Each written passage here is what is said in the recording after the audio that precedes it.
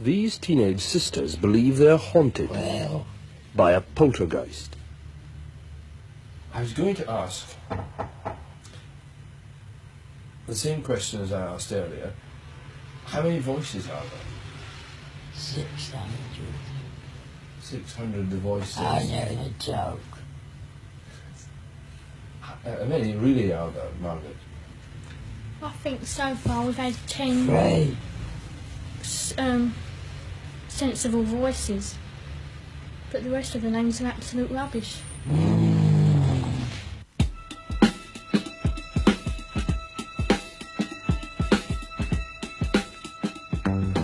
11-year-old Janet Hodgson appears to be the focus of many of the strange happenings in Green Street. But they also affect her 14-year-old sister, Margaret, and their younger brother, Billy. One of the first manifestations was when Lego bricks began to fly at high speed around the living room. How does it feel to be haunted by a poltergeist? It's not haunted. Why isn't it haunted? I don't know. Does it frighten you, the things that happen here? Oh, well, it did first, but now I've got more used to it, and you learn to accept the things that happen. It slung covered at Mum, my idiot Mum. Slung a bookshelf at Margaret. Have you tried telling it to go away? Yes, Yeah, many no times. answer, nothing. And what does it reply? No, it won't. It'll stay another 6-7 years. The local police could find no explanation for the knocking either.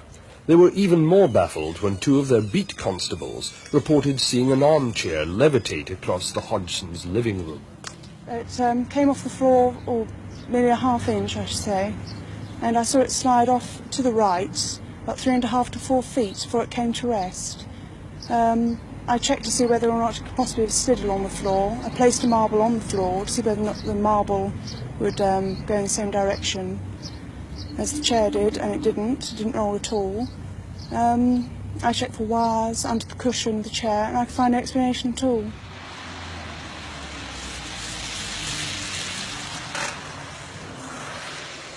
Maurice Gross is an electronics engineer and an investigator for the Society for Psychical Research. Over here was Janet, and over here, in this bed here, was Margaret. It was in the same bedroom a month later, with all the family present, that Maurice Gross first challenged the poltergeist to talk. And this was actually the result. You'll hear here the whistling first of all, and then the barking. And here is this noise.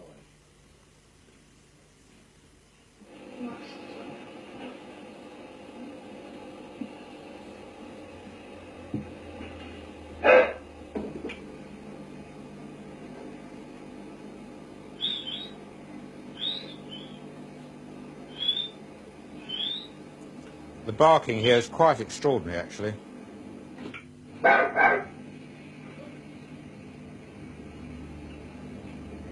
We got a dog in here. I then said to it, as I said on the tape here, I then said to it, if you can whistle and bark and groan, then you can talk. And I asked it to actually say my name. Oh, Johnny. Well, just a minute. Right, we'll try again. I want you to call out my name. It's my complete name, Maurice Gross. See if you can do that.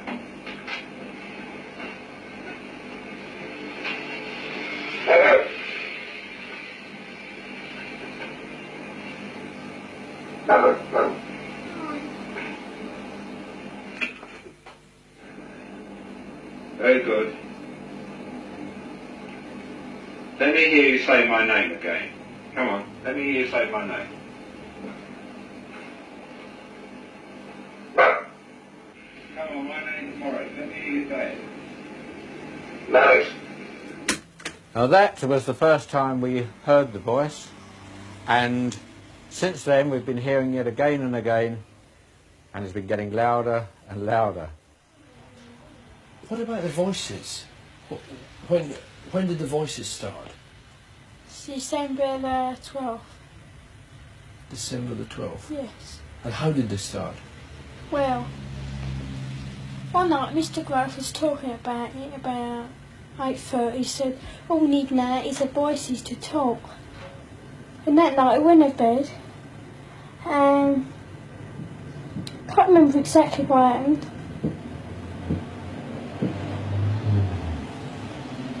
And What's that knocking? yeah, I can hear it now. I was doing that yesterday morning, and Peggy was on her own. So she come in to us, because it wasn't her, she come in. We sat together and we heard it. And I counted down the knocks and there was 14 altogether. And it's doing it again now. That was 3 knocks just now. Yes, it goes in 3s and 2s. how we first got contacted, this was when Mr. Grove said, if there's anyone there, knock twice with yes, and if not, one for no. I wonder if we did that now, whether it would answer. Is anybody there?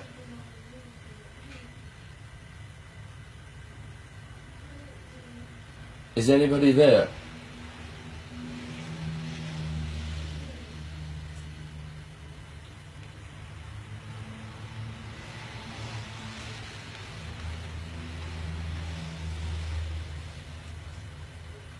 Nothing. No. It doesn't always do it to order. No, it doesn't. It goes in spasms. Like we're talking now. It may not now, after you've said that, but it won't do it when you want it to, straight away. No. What about the voices? They sometimes say things and make answers. Is that the voice now? Yeah. Is anybody there? How many voices are there? Dirty Dick, Andrew Garner, and Stuart Thurton. Dirty Dick, Andrew Gardner, and Stuart. Thurton. Oh, has he ever spelt that for you? No. Mr. Groves asked him, but it's like distract Mr. Groves last night when he asked. Or some time ago. And Sorry, what do you go. think these are? Are they people or are they just voices? Could be spirits, oh, I don't know. I believe it's a Ghosts form or of the something. spirit speaking for us somehow. No. We don't get this at school, these voices are. Because I believe when we're all separate, it's not so strong. Just when you come near each other. Yeah, like here, or our aunts, we were up there together, or in Peggy's next door. And Janet's, your voice is stronger, isn't it? It seems to be the strongest. Yeah. When you hear the voice and it comes out, where does it come from? Here, your throat? No. Where do you feel it comes Back of from? the neck. Back of the neck. And so it must be as if it's somebody else speaking then, when you hear Yeah, it. behind us. And do you get the feeling when you hear the voice that there is a person there? Yes. Yeah. And do they tell you much about themselves? Not really, no. They just tend to growl and... Play around and sort of joke and be silly. No. I wonder, do you think there's anyone there just now? Yeah. I do. Who's that? What? Who's that, Janet? Pardon? Stuart Thurton. Stuart Certain, and he's one of the voices. Yeah. Why do you think he comes and speaks through you? To annoy us.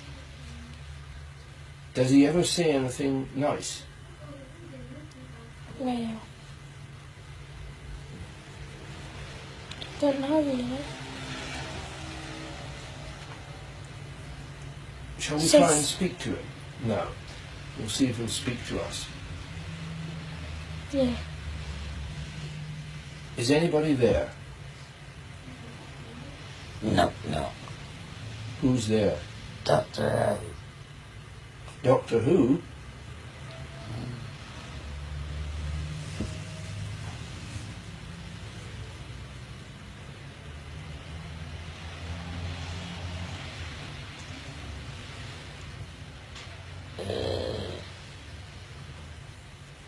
Goose Chasers here.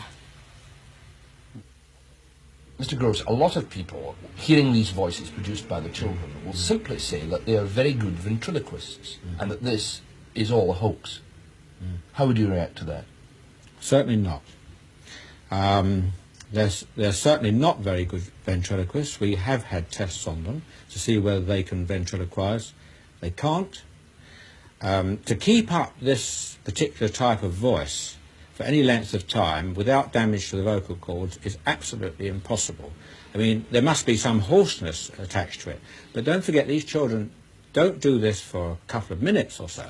They do it for lengths of periods up to 3 hours, and without any hoarseness or sore throats whatsoever. Well, perhaps, Guy, perhaps you've got something to say, son. Yeah.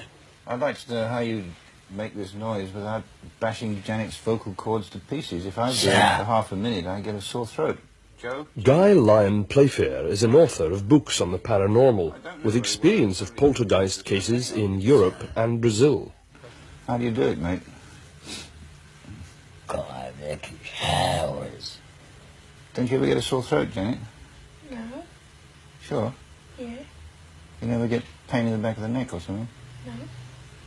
Oh, what do you mean? I'm sorry, I'm not with you. What? I feel, Oh, you with me now? With me? Sensation in the back of the neck. Yeah. Well, tell us about that. I don't know how to No, tell me explain about that. You get it? Did you get it now? Buzzing in the back of the neck. Yeah. Do you feel it vibrating as if it was sort of No, like someone someone put what? their hand on the back of my neck like that. Poltergeists seem to thrive on an atmosphere of tension that is partly sexual. The fact that most of the focuses are adolescents seems to contribute to the mischievous nature of the effects, leading some to suggest that the kids are faking or enjoying a laugh at the expense of the investigators. But to create all the bizarre effects that went on in this house either involves a gigantic conspiracy with the neighbours or a disruption in our laws of mind and matter.